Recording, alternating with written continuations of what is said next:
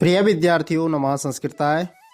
आज हम कक्षा 7 विषय संस्कृत की पुस्तक दीपकम के द्वितीय पाठ के प्रश्न उत्तरों पर, जो दूसरा पाठ है हमारा नित्यं पिबामः सुवासित रसम, नित्यं पिबामः सुवासित रसम, इस पाठ के प्रश्न उत्तरों पर आज हम विस्तार से चर्चा करेंगे। ठीक है, तो चलिए प्रश्न उत्तरों पर चलते हैं और वीडियो को आरंभ करते हैं। यहाँ से आपका अभ्यास कार्य शुरू होता है। वयम अभ्यासम कुर्मः, अब हम अभ्यासों को करते हैं। पहला प्रश्न है अद्यो लिखितानां प्रश्नानां उत्तराणि एक पदेन लिखन्तु। अद्यो लिखित प्रश्नों के उत्तर आपको एक पद में देने हैं, अर्थात नीचे दिए गए प्रश्नों के उत्तर आपको एक पद में लिखने हैं। ठीक है, पहला है नरः कतिभिः वकारैः पूजितः भवति। कह रहा है नरः कतिभिः वकारैः पूजिता भवति, अर्थात मनुष्य कितने वकार मतलब कितने अक्षर ऐसे हैं जिनका प्रारंभ वा से होता है और वो हमारे लिए पूजित है, अर्थात वा से आरंभ होने वाले गुणों से पूज्य होता है। मनुष्य कितने वा से आरंभ होने वाले गुणों से पूज्य होता है, तो आपको लिखना है पंचभिः। क्या लिखना है? पंचभिः। ठीक है, खा है पुरुषेण कति दोषाः हातव्याः। मनुष्य को कितने दोष त्यागने चाहिए? कति दोषा, कितने दोष। ठीक है, तो आपको उत्तर में लिखना है षड्भिः, तो इसका उत्तर आएगा षड्भिः। ठीक है, अर्थात 6। तीसरा है बुद्धि केन शुध्यति। बुद्धि किससे शुद्ध होती है? तो आपको उत्तर में लिखना है ज्ञानेन, अर्थात ज्ञान से। चौथा है जल बिंदु निपातेन कर्मशः कः पूर्यते। कि जल बिंदु अर्थात जल की बूंद बूंद गिरने से क्रमशः क्या भरता है? पूर्यते मतलब भरना, क्या भरता है? तो आपको उत्तर में लिखना है घटः, अर्थात घड़ा। और लास्ट है आलस्यम केशाम महान रिपु अस्ति। आलस्य किसका सबसे बड़ा शत्रु है, अर्थात महान शत्रु है? तो आपको लिखना है मनुष्याणाम, अर्थात मनुष्यों का। ठीक है, आलस्य किसका शत्रु है? मनुष्य का। ठीक है, आगे बढ़ते हैं प्रश्न नंबर 2 पर। प्रश्न नंबर 2 है निम्नलिखितानां प्रश्नानां उत्तराणि पूर्ण वाक्येन लिखन्तु। निम्नलिखित प्रश्नों के उत्तर आपको पूर्ण वाक्य में लिखने हैं। जो नीचे प्रश्न दे रखे हैं आपको उनके उत्तर पूर्ण वाक्य में लिखने हैं। का है नरः कथम पूजितो भवति। कह रहा है नरः, नरः मतलब मनुष्य, मनुष्य किस प्रकार पूजनीय बनता है? तो आपको लिखना है जो 5 उकार हमने पहले क्वेश्चन में करे थे, वो 5 उकारों से नाम है। तो उत्तर में लिखना है वस्त्रेण वपुषा वाचा विद्यया विनयेन च युक्तः नरः पूजितो भवति। अर्थात जो व्यक्ति अच्छे वस्त्र, सुंदर शरीर, मधुर वाणी, विद्या और विनय से युक्त होता है वह पूजनीय होता है। खा है पुरुषेण के दोषाः हातव्याः। पुरुषेण के दोषाः हातव्याः, अर्थात पुरुष। ठीक है, पुरुष को कौन कौन से दोष छोड़ने चाहिए, अर्थात मनुष्य को कौन कौन से दोष छोड़ने चाहिए? तो आपको आंसर में लिखना है निद्रा, तंद्रा, भयः, क्रोधः, आलस्यम, दीर्घसूत्रता च इते दोषाः पुरुषेण हातव्याः। ठीक है, अर्थात मनुष्य को निद्रा, तंद्रा, भय, क्रोध, आलस्य और काम को टालने की आदत अर्थात दीर्घ सूत्रता जैसे दोषों को छोड़ना चाहिए। गा है कस्य बुद्धि विस्तारिता भवति। किसकी बुद्धि विकसित होती है? विस्तारिता मतलब विकसित होना, कस्य मीन्स किसकी, किसकी बुद्धि विकसित होती है? तो आपको आंसर में लिखना है यह पठति लिखति पश्यति परिपृच्छति पंडितान उपाश्रयति च तस्य बुद्धि विस्तारिता भवति। अर्थात यह मतलब जो पढ़ता है, लिखता है, देखता है, प्रश्न करता है और विद्वानों की संगति करता है उसकी बुद्धि विकसित होती है। ठीक है, घा है किम कृत्वा मनुष्यः नावसीदति। कह रहा है किम कृत्वा, क्या करके, मनुष्य नावसीदति दुख में नहीं डूबता। क्या करने से मनुष्य दुख में नहीं डूबता? तो आपको आंसर में लिखना है उद्यमम कृत्वा मनुष्य नावसीदति, अर्थात परिश्रम करने वाला मनुष्य कभी दुखी नहीं होता। परिश्रम करने वाला व्यक्ति कभी दुखी नहीं होता, अर्थात मेहनत करने से। ठीक है। लास्ट इसका, व्यासस्य वचन द्वयम किम, वेद व्यास जी के दो वाक्य कौन से हैं। व्यासस्य वचन द्वयम अर्थात वेद व्यास जी के दो वाक्य कौन से हैं। तो आपको आंसर में लिखना है परोपकारः पुण्याय, पहला वाक्य है परोपकारः पुण्याय और दूसरा है परपीडनम पापाय इति व्यासस्य वचन द्वयम अस्ति, अर्थात परोपकार पुण्य का कार्य होता है और परपीडनम पापाय अर्थात परपीड़न पाप है, अर्थात दूसरों को परेशान करना पाप है। यह वेद व्यास जी के दो वाक्य हैं। ठीक है। अब प्रश्न नंबर 3 पर चलते हैं। ये आपके सामने प्रश्न नंबर 3 है। प्रश्न नंबर 3 है, उदाहरणानुसारम श्लोक अंशान यथोचितम योजयन्तु। उदाहरण के अनुसार, ठीक है, उदाहरण के अनुसार श्लोकों के अंशों को आपको जैसे आपके श्लोक दिए हैं उनके साथ वैसे ही जोड़ना है।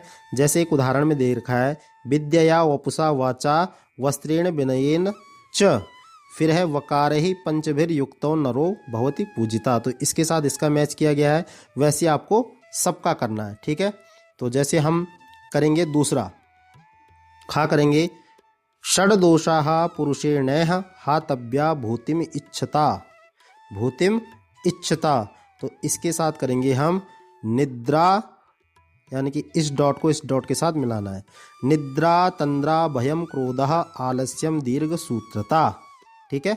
अर्थात जो व्यक्ति ऐश्वर्य चाहता है उसे 6 दोषों को निद्रा तंद्रा भय क्रोध आलस्य और दीर्घ सूत्रता को त्यागना चाहिए। गा है अभिर्गात्राणि शुद्ध्यन्ति मनः सत्येन शुद्ध्यति। ठीक है। तो इसको मैच करेंगे हम, तो हमारा मैच होगा, इसको इसके साथ मैच करेंगे। ठीक है। विद्या तपोभ्याम भूतात्मा बुद्धिर्ज्ञानेन शुद्धति। ठीक है। अर्थात जल से शरीर, सत्य से मन, विद्या और तप से आत्मा तथा ज्ञान से बुद्धि शुद्ध होती है। ज्ञान से बुद्धि शुद्ध होती है। ठीक है। जल से शरीर, सत्य से मन, विद्या और तप से आत्मा तथा ज्ञान से बुद्धि शुद्ध होती है। घा है उत्तरम यत समुद्रस्य हिमाद्रेश्चैव दक्षिणम, हिमाद्रेश्चैव दक्षिणम। तो इसका मैच करेंगे हम इसके साथ। श्लोक देखेंगे आप तो श्लोक में आपको पता चल जाएगा, ऊपर जो श्लोक है कि वर्षम तद भारतम नाम भारती यत्र संतति। ठीक है। अर्थात कह रहा है उत्तरम यत समुद्रस्य, समुद्र के उत्तर और हिमालय के दक्षिण में जो देश है उसका नाम क्या है, भारत है, जहाँ भारतीय संतान निवास करती है। ठीक है। उसके बाद लास्ट हमारा जल बिंदु निपातेन क्रमशः पूर्यते घटः, फिर इसका मैच करेंगे इसके साथ। स हेतु सर्व विद्यानाम धर्मस्य च धनस्य च, अर्थात जल की बूंदों के गिरने से धीरे धीरे घड़ा भरता है, यही सभी विद्याओं, धर्म और धन का कारण है। ठीक है। आगे बढ़ते हैं प्रश्न नंबर 4 की तरफ। स्क्रीन पर भी आपके आंसर आप आराम से देख सकते हैं। प्रश्न नंबर 4 है, निम्नलिखितानां वाक्यानां समानार्थकान् श्लोक अंशान पाठात् चित्वा लिखन्तु। कह रहा है कि पाठ में दिए गए श्लोकों में से उन श्लोक के अंशों को चुनिए जो नीचे दिए गए वाक्यों के समान अर्थ रखते हो। ठीक है।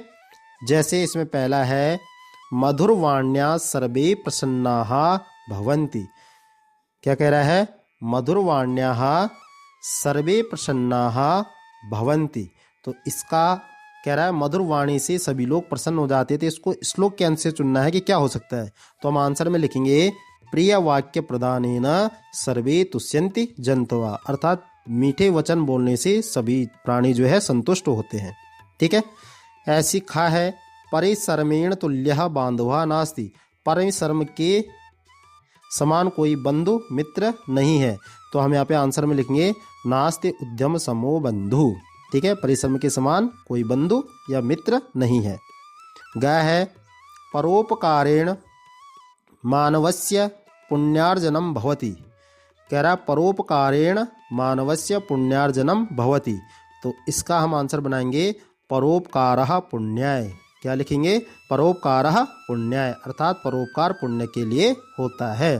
फिर है हिंद महासागरात हिमालय पर्यंतम भारतवर्षम। ठीक है, तो इसका बनाएंगे हम उत्तरम यत समुद्रस्य हिमाद्रेश्चैव दक्षिणम वर्षम तद भारतम नाम भारती यत्र संतति। अब पूरे का अर्थ होगा जो समुद्र के उत्तर और हिमालय के दक्षिण में स्थित है वह भारतवर्ष कहलाता है, जहाँ भारतीय संतति निवास करती है। ठीक है, स्क्रीन पर भी आपके आंसर हैं, आप आराम से इनको देख सकते हैं। ठीक है, आगे बढ़ते हैं प्रश्न नंबर 5 पर। प्रश्न नंबर 5 है हमारा अद्यो लिखितानाम शब्दानाम उदाहरणानुसारम पर्याय पदानि लिखन्तु। कह रहा है कि नीचे दिए गए शब्दों के उदाहरण सहित आपको पर्याय पद लिखने हैं। जैसे आपको वपु का दे रखा है शरीरम, वपु मतलब होता है शरीर और शरीर मतलब भी शरीर, ये पर्याय पद है। तो सेम आपको वैसे ही पर्याय पद लिखने हैं। जैसे पहला है जलम, तो जलम के पर्यायवाची शब्द होते हैं आपह, वारी, सलिलम, तोयम। ठीक है, ये जल के पर्यायवाची है। उसके बाद है लोचनम, तो लोचनम के बनाएंगे हम, लोचन मतलब होता है आंखें, तो इसका बनाएंगे हम नेत्रम, चक्षुः, नयनम। ठीक है, ऐसी धनम के बनाएंगे पर्यायवाची, तो धन कहते हैं जो हमारा आर्थिक जो होता है पैसा, तो इसके बनाएंगे वित्तम, द्रव्यम, वसु, हिरण्यम। ठीक है, ये सब पर्यायवाची है। बुद्धि के बनाएंगे मति, प्रज्ञा, धीहि और शेमुषी। ठीक है, और रिपु के बनाएंगे शत्रु, वैरी, दुरात्मा। ठीक है, ये रिपु के पर्यायवाची शब्द है शत्रु, वैरी, दुरात्मा। ठीक है, शत्रु मतलब होता है शत्रु। बढ़ते हैं प्रश्न नंबर 6 की तरफ। अत्र इदम अवधेयम। ठीक है, तृतीय विभक्ति ही शब्द रूपाणि उच्चैः पठन्तु स्मरन्तु च। तृतीय व्यक्ति के शब्द रूप नीचे दिए गए हैं। ठीक है, इनको आपको जोर से पढ़ना भी है, उनको याद भी करना है। पुल्लिंग शब्द में तृतीय व्यक्ति है छात्र।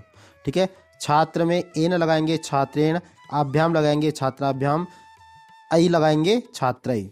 ऐसी शिक्षक है शिक्षकेण, शिक्षकाभ्याम, शिक्षकय है। ठीक है, तृतीय व्यक्ति।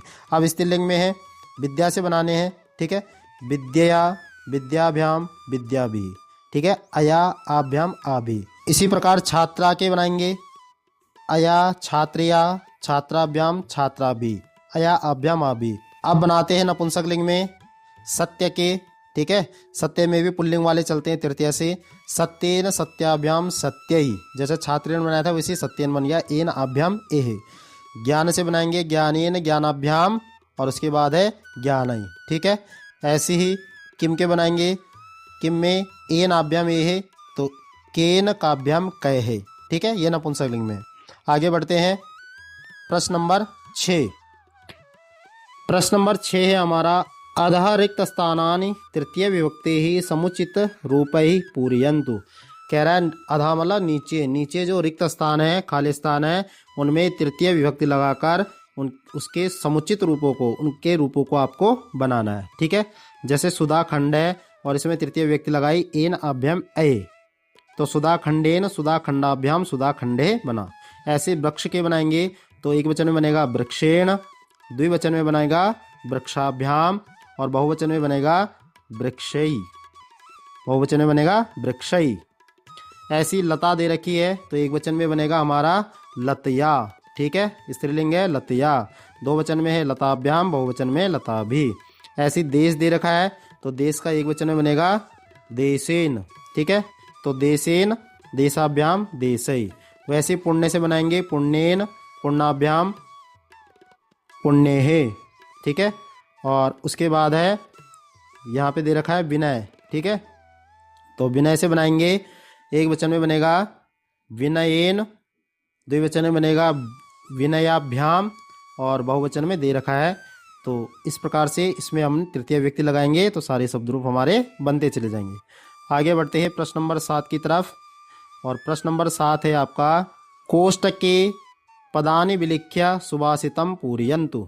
कोष्टक में दिए गए सुभाषितों को पूरा कीजिए। ठीक है, अर्थात श्लोक दे रखे हैं, इनको पूरा करना है। ठीक है, जैसे उत्तर दे रखा है एक यत, यत के बाद आएगा समुद्रस्य।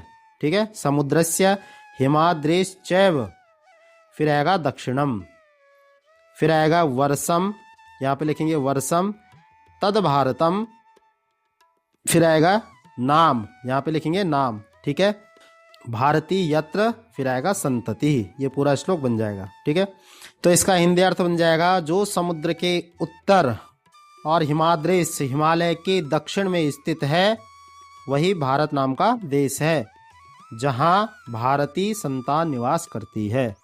दूसरा बनाएंगे हम, दूसरे में यहाँ पे लिखेंगे प्रिय वाक्य प्रदानेन, फिर है सर्वे तुष्यन्ति, फिर आएगा जंतवः। उसके बाद दिया है तस्मात्। ठीक है, तस्मात्, फिर आएगा यहाँ पे तदैव। ठीक है, फिर वक्तव्यम वचने का दरिद्रता। तो इस लाइन का पूरा अर्थ हो गया यहाँ से यहाँ तक। ठीक है, इसका अर्थ हो गया कि प्रिय वचनों के द्वारा सभी संतुष्ट होते हैं, इसलिए वही बोलना चाहिए, वचनों में कोई दरिद्रता नहीं होती।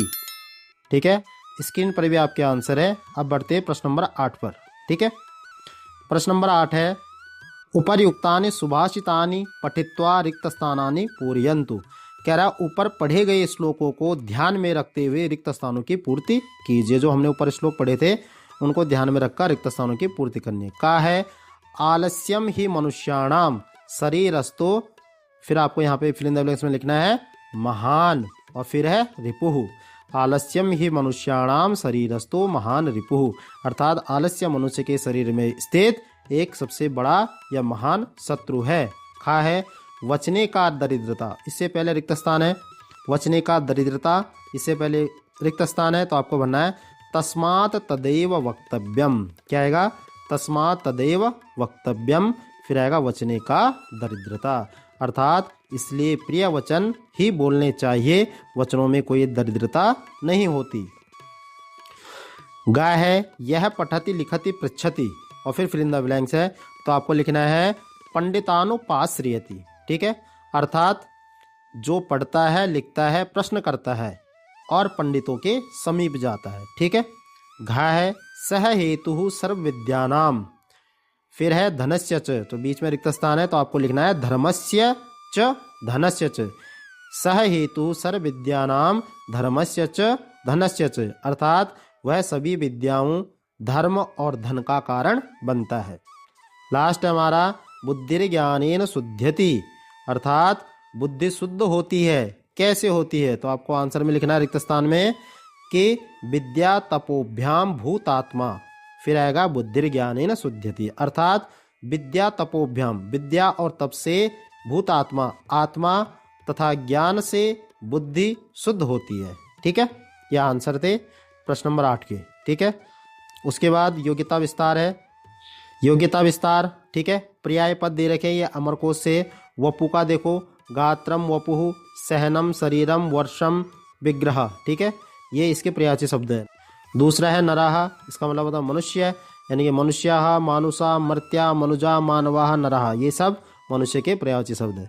भूति के पर्यायवाची है विभूतिर, भूतिर ऐश्वर्यम, विभूति भूति ऐश्वर्यम, इसका इन्होंने अलग अलग कर दिए। मन के है चित्तम तु चेतो हृदयम स्वांतम हृन्मानसम मनः। बुद्धि के हैं बुद्धिर्मनीषा धिषणा धीहि प्रज्ञा सीमुषि इति प्रेक्षोपलब्धिश्च चित्त संवित प्रतिपत ज्ञप्ति चेतना, ये सब बुद्धि के पर्यायवाची शब्द है। धन के है द्रव्यम वित्तम स्वापातेयम रिक्त मृक्थम धनम वसु हिरण्यम द्रविणम धुम्नम अर्थैर विभुआ अपि। पंडित के विद्वान विपश्चिद ध्योषरः संदुषि कोविदो बुधः धीरो मनीषी ज्ञः प्राज्ञः संख्यावान पंडितः कविः। दिवाकर के हैं सूर्य सूर्यायम आदित्य द्वादशात्म दिवाकरः भास्करास्कर ब्रग्नः प्रभाकर विभाकरः। जंतु के हैं प्राणी तु चेतनो जन्मी जंतु जन्यु शरीरिणः जातिर्जातम च सामान्यम व्यक्तिस्तु पृथग्गात्मतः। ये आपको श्लोक टाइप में दे रखे हैं कि इसके अंदर ये जो चीज़ें हैं ये सब क्या है, पर्यायवाची शब्द है। रिपु के हैं, रिपु मना शत्रु, रिपो वैरि सपत्नीर इसद द्वेषण दुर्हदः। ठीक है, इसके बाद परियोजना कार्य है आपके लिए। शुद्ध इति धातोः, शुद्ध इति धातोः लट लकारस्य रूपाणि स्फोरक पत्रे लिखित्वा आनयन्तु। कह रहे शुद्ध धातु के धातु रूप लट लकार अर्थात वर्तमान काल के रूप आपको स्फोरक पत्र में अर्थात चार्ट पेपर पर लिखकर लाने हैं। दूसरा है सुभाषितेषु आगतानि तृतीय विभक्ति रूपाणि संगृह्य उत्तर पुस्तिकायाम लिखन्तु। कह रहा है सुभाषितों में जो ऊपर श्लोक है उनसे आए हुए तृतीय विभक्ति के जो रूप हैं उनको आपको इकट्ठा करके अपनी उत्तर पुस्तिका में लिखना है। तेषां प्रयोगम कृता वाक्यानि अपि लिखन्तु, और उनका प्रयोग करके वाक्य बनाने हैं। ठीक है, ठीक है बच्चों। तो प्रिय विद्यार्थियों, ये था आज का आपका पाठ था आपका दूसरा, और दूसरा पाठ था नित्यम पिबामः सुभाषित रसम। ठीक है, तो ये पाठ था आपका। इस पाठ पर आज हमने प्रश्न उत्तरों पर विस्तार पूर्वक चर्चा की। उम्मीद करता हूँ आपको वीडियो पसंद आई होगी। ठीक है, अगर आपको वीडियो अच्छी लगी तो प्लीज़ वीडियो को लाइक करें, शेयर करें, और चैनल पर नए हो तो चैनल को सब्सक्राइब करके बेल आइकन को प्रेस कर दे ताकि आने वाली वीडियो का नोटिफिकेशन सबसे पहले आप तक पहुंचे। मिलते हैं फिर अगले चैप्टर के साथ अर्थात तीसरे पाठ के साथ। तब तक के लिए धन्यवाद। नमस्कार। नमः संस्कृताय।